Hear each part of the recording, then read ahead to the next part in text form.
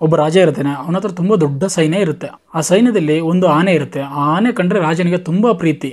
ಪ್ರತಿಯೊಂದು ಯುದ್ಧದಲ್ಲಿ ಆ ಆನೆ ಮುಂಚೂಣಿಯಲ್ಲಿ ಇರುತ್ತೆ. ಹೀಗಾಗಿ ಆ ಆನೆ ಕಂಡ್ರೆ ರಾಜನಿಗೆ ತುಂಬ ಅಚ್ಚುಮೆಚ್ಚು. ಹೀಗೆ ಇರಬೇಕಾದ್ರೆ ಆನೆಗೆ ವಯಸ್ಸಾಗ್ತಾ ಬರುತ್ತೆ. ರಾಜ ಹೇಳ್ತಾನೆ, ಸರಿ ಇನ್ನೇನು ಆ ಆನೆನ ಯಾವುದೇ ಯುದ್ಧಕ್ಕೆ ಕರೆದುಕೊಂಡು ಹೋಗೋದು ಬೇಡ, ಅರಮನೆಯಲ್ಲೇ ಇರಲಿ ಅಂತ ಅಂದ್ಬಿಟ್ಟು ಹೇಳ್ತಾನೆ. ಅಂದಿನಿಂದ ಆ ಆನೆಯನ್ನು ಯಾವುದೇ ಯುದ್ಧಕ್ಕೂ ಕರೆದುಕೊಂಡು ಹೋಗಲ್ಲ. ಒಂದಿನ ಸೈನಿಕರು ಏನು ಮಾಡ್ತಾರೆ, ಆ ಆನೆನ ನೀರು ಕೂಡಿಸ್ಕೊಂಡು ಬರ್ಬೇಕಂತ ಅಂದ್ಬಿಟ್ಟು ಕೆರೆಗೆ ಹೋಗ್ತಾರೆ.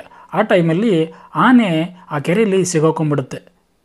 ಸೈನಿಕರು ತುಂಬ ಪ್ರಯತ್ನ ಮಾಡ್ತಾರೆ, ಆನೆನ ಎತ್ತಕ್ಕಾಗಲ್ಲ. ಆನೆ ಕೂಡ ಹೊರಗಡೆ ಬರೋಕ್ಕೆ ಟ್ರೈ ಮಾಡುತ್ತೆ, ಆಗೋದೇ ಇಲ್ಲ. ಆಗ ಸೈನಿಕರು ಬಂದ್ಬಿಟ್ಟು ರಾಜನಿಗೆ ಹೇಳ್ತಾರೆ. ರಾಜ ಅಲ್ಲಿಗೆ ಬರ್ತಾನೆ. ರಾಜ ಕೂಡ ಇನ್ನೊಂದಿಷ್ಟು ಸೈನಿಕರನ್ನ ಕರ್ಕೊಂಡು ಬಂದ್ಬಿಟ್ಟು ಆನೆನ ಮೇಲೆತ್ತಕ್ಕೆ ತುಂಬ ಪ್ರಯತ್ನ ಮಾಡ್ತಾನೆ, ಸಾಧ್ಯ ಆಗೋದಿಲ್ಲ. ಆಗ ರಾಜ ಒಂದು ಉಪಾಯ ಮಾಡ್ತಾನೆ. ಅದೇನಪ್ಪ ಅಂತಂದರೆ, ಸೈನಿಕರಿಗೆ ಹೇಳ್ತಾನೆ, ಯುದ್ಧದ ಕಾಳೆ ತೊಗೊಂಬಂದ್ಬಿಟ್ಟು ಕಾಳೆನ ಮೊಳಗಿಸಿ ಅಂತ ಹೇಳ್ತಾನೆ. ಆ ಕಾಳೆ ಮೊಳಗಿದ ತಡ ಆನೆ ತನ್ನ ಸ್ವಂತ ಶಕ್ತಿಯಿಂದ ಎದ್ದು ಕೆರೆ ದಡಕ್ಕೆ ಬರುತ್ತೆ.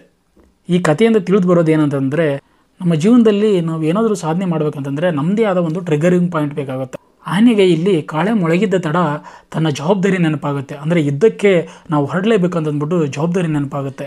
ಹಾಗೆ ನಮ್ಮ ಜೀವನದಲ್ಲಿ ಯಾವುದಾದ್ರೂ ಒಂದು ಜವಾಬ್ದಾರಿ ನಮ್ಮನ್ನು ಆಗಾಗ ಬಡಿದೆಬ್ಬಿಸಬೇಕು. ಆಗಲೇ ನಾವು ನಮ್ಮ ಗುರಿಯತ್ತ ಸಾಗುತ್ತೀವಿ. ಈ ಕಥೆ ಬಗ್ಗೆ ನಿಮಗೇನು ಅನಿಸುತ್ತೆ ಅನ್ನೋದನ್ನ ಕಮೆಂಟ್ ಮೂಲಕ ತಿಳಿಸಿ. ಧನ್ಯವಾದಗಳು.